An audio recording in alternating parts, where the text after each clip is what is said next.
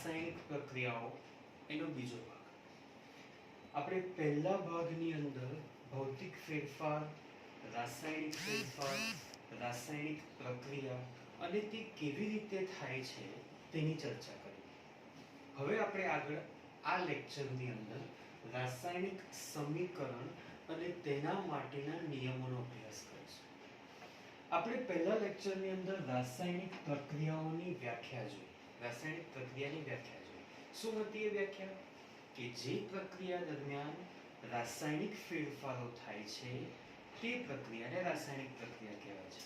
એક એક્ઝામ્પલ જોયું તો કે મેગ્નેશિયમની પટ્ટીને આપણે જ્યારે હવામાં સળગાવીએ છીએ ત્યારે આંખને આંજી નાખે તેવી જ્યોત સાથે તે સળગે છે અને સફેદ કલરનો એક પાવડર આવે છે.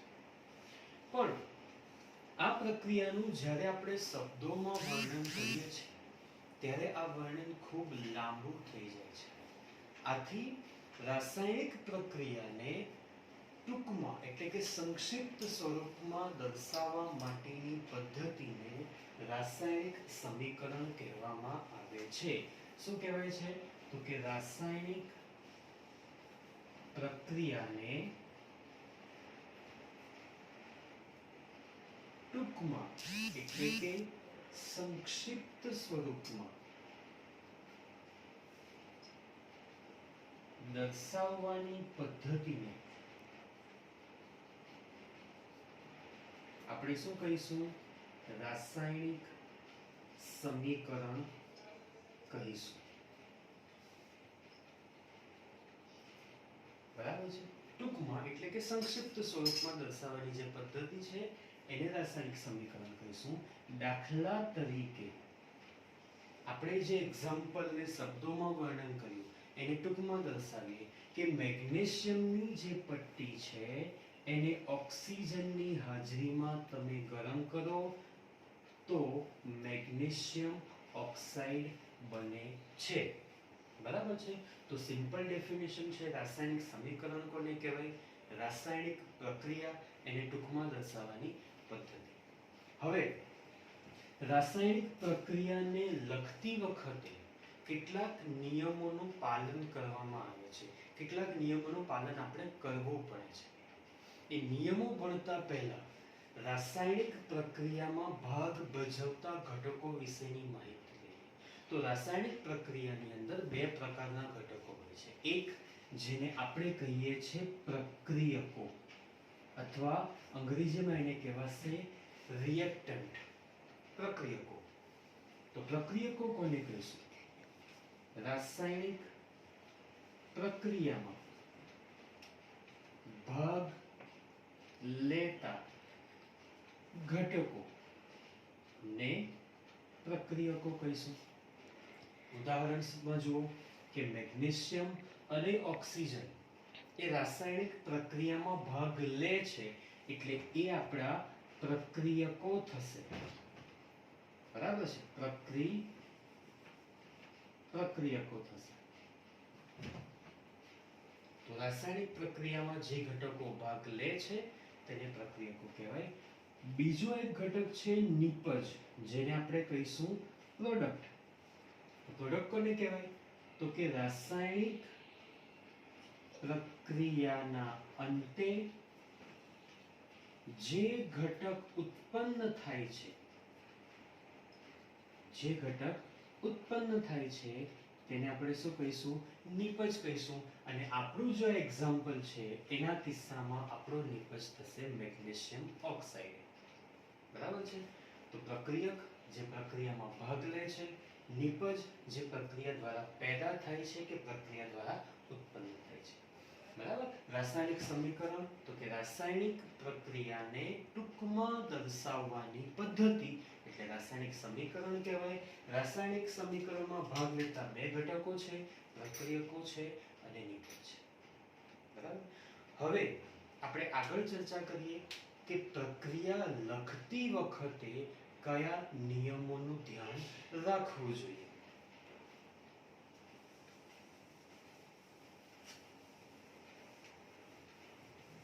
આ જે પોઈન્ટ આપણે ભણવા જઈ રહ્યા છે એ એક અગત્યનો ટોપિક છે. એટલે એક્ઝામ પોઈન્ટ ઓફ વ્યૂ માટે ઇમ્પોર્ટન્ટ છે, બરાબર છે. પ્રક્રિયા, કઈ પ્રક્રિયા? તો કે રાસાયણિક પ્રક્રિયા લખતી વખતે ધ્યાનમાં રાખવાના કેટલાક મુદ્દા. ચાલો, કયા કયા મુદ્દાઓને આપણે ધ્યાનમાં રાખીશું?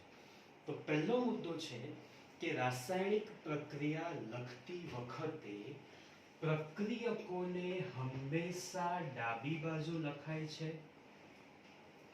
પ્રક્રિયા માટેના તીરની દિશા પ્રક્રિયકથી નિપજ તરફ હોય છે અને નિપજને હંમેશા જમણી તરફ લખાય છે. આ આપણો પહેલો મુદ્દો છે કે પ્રક્રિયક હંમેશા ડાબી બાજુ, નિપજ હંમેશા જમણી બાજુ અને તીરની જે દિશા છે એ પ્રક્રિયકથી નિપજ તરફની હોવી જોઈએ. એટલે કે આ તીર જે છે એ શું બતાવે છે? તો કે પ્રક્રિયાની દિશા બતાવે છે. શું બતાવે છે? પ્રક્રિયાની દિશા બતાવે છે. બરાબર છે. તો પહેલો નિયમ છે પ્રક્રિયકોને ડાબી બાજુ પર લખાય છે, નિપજને જમણી બાજુ પર લખાય છે. બીજો નિયમ છે કે રાસાયણિક પ્રક્રિયા દરમિયાન દ્રવ્ય સંચયના નિયમ. કયો નિયમ? દ્રવ્ય સંચય, અથવા તમે એને દળ સંચય પણ બોલી શકો. શું બોલી શકો? દળ સંચય. તો રાસાયણિક પ્રક્રિયા દરમિયાન દ્રવ્ય સંચય કે દળ સંચય ના નિયમનું પાલન થવું જોઈએ. શું થવું જોઈએ? પાલન થવું જોઈએ. હવે પાલન તો જ કરી શકાય જો નિયમ ખબર હોય. બરાબર છે. તો પહેલા આપણે નિયમ જોઈએ કે આ દ્રવ્ય સંચયનો નિયમ છે શું? તો દ્રવ્ય સંચયનો નિયમ છે કે રાસાયણિક પ્રક્રિયા દરમિયાન, કઈ પ્રક્રિયા દરમિયાન? રાસાયણિક પ્રક્રિયા દરમિયાન દ્રવ્યનું સર્જન થતું નથી. દ્રવ્યનો નાશ થતો નથી. માત્ર શું થાય છે? તેનું એક સ્વરૂપમાંથી બીજા સ્વરૂપમાં રૂપાંતર થાય છે. શું થાય છે? એક સ્વરૂપમાંથી બીજા સ્વરૂપમાં રૂપાંતર થાય છે. બરાબર છે. રાસાયણિક પ્રક્રિયા દરમિયાન કોઈ દ્રવ્યનું સર્જન નથી થતું, દ્રવ્યનો વિનાશ નથી થતો, એક દ્રવ્યમાંથી બીજા દ્રવ્યમાં રૂપાંતર થાય છે. એને પણ આપણે સિમ્પલ ભાષામાં હજુ જો કન્વર્ટ કરીએ તો એવું કહેવાય છે કે પ્રક્રિયા પહેલા અને પ્રક્રિયા પછી દ્રવ્યોનું કુલ દળ કેવું હોવું જોઈએ? અચળ હોવું જોઈએ. બરાબર છે. આ નિયમને આપણે સિમ્પ્લિફાઈ કર્યું કે દ્રવ્યનું સર્જન નથી થતું, દ્રવ્યનો વિનાશ નથી થતો, એક સ્વરૂપમાંથી બીજા સ્વરૂપમાં રૂપાંતર થાય. સાહેબ એટલે શું? એટલે એવું કે પ્રક્રિયા પહેલા તમે જેટલું દળ લીધું છે પ્રક્રિયા પછી પણ એટલું જ હોવું જોઈએ. જો હજુ થોડું સિમ્પલ કરવા જઈએ તો પ્રક્રિયા પહેલા અને પ્રક્રિયા પછી અણુઓ કે પરમાણુઓ જે પણ તમે લીધું હોય, અણુ કે પરમાણુઓની સંખ્યા કેવી હોવી જોઈએ? સમાન હોવી જોઈએ. કેવી હોવી જોઈએ? સમાન હોવી જોઈએ. એટલે કે રાસાયણિક પ્રક્રિયા લખતી વખતે આટલું આ ધ્યાન રાખવાનું છે. દ્રવ્ય સંચયના નિયમનું પાલન થવું મતલબ શું થવું? તો કે પ્રક્રિયા પહેલાનો દળ અને પ્રક્રિયા પછીનું દળ સરખું હોવું જોઈએ. અથવા બીજી ભાષામાં પ્રક્રિયા પહેલા અને પ્રક્રિયા પછી અણુઓની સંખ્યા કેવી હોવી જોઈએ? સમાન હોવી જોઈએ. બરાબર છે. હવે એક એક્ઝામ્પલ આપણે લઈએ. આપણે જે સ્ટાર્ટિંગથી એક્ઝામ્પલ લઈને ચાલ્યા છે કે મેગ્નેશિયમની પ્રક્રિયા ઓક્સિજન સાથે કરો તો મેગ્નેશિયમ ઓક્સાઇડ બને છે. તમે અહીંયા જુઓ, મેગ્નેશિયમની સંખ્યા 1 છે, અહીંયા મેગ્નેશિયમની સંખ્યા 1 છે.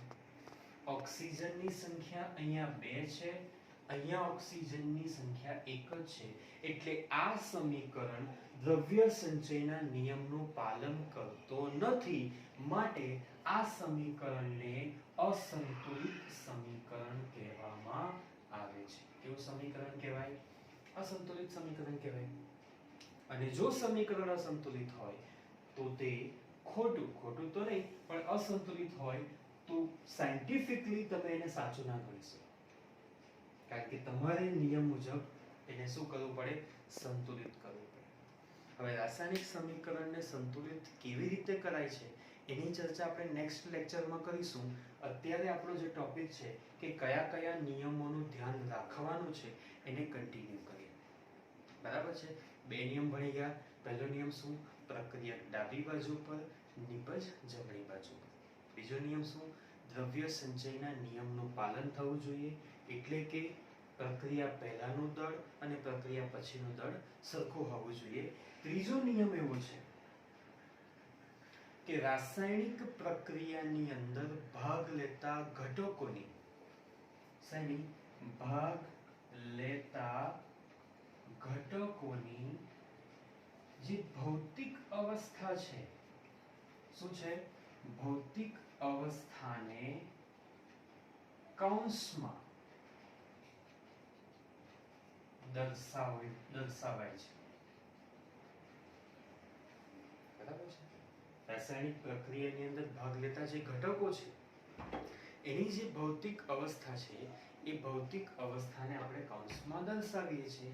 જેમ કે જો કોઈ ઘટક પ્રવાહી હોય તો એના માટે આપણે સ્મોલ l દર્શાવીએ છીએ. જો કોઈ ઘટક ઘન હોય તો એના માટે આપણે સ્મોલ s દર્શાવીએ છીએ. જો કોઈ ઘટક વાયુ સ્વરૂપમાં હોય તો એને g વડે દર્શાવીએ છીએ. અને જો કોઈ ઘટક દ્રાવણ સ્વરૂપમાં હોય તો એને AQ વડે દર્શાવીએ છીએ. કોના વડે? AQ વડે. પ્રવાહી માટે લિક્વિડ, ઘન માટે સોલિડ, વાયુ માટે ગેસ અને દ્રાવણ માટે એક્વિયસ. એટલે AQ. બરાબર. તો આપણો ત્રીજો નિયમ થયો કે પ્રક્રિયાની અંદર ભાગ લેતા જે ઘટક તત્વો છે તેની ભૌતિક અવસ્થા તમે કૌંસમાં નીચે દર્શાવો છો. બરાબર છે. હજુ એક નિયમ છે, આપણે જોઈએ.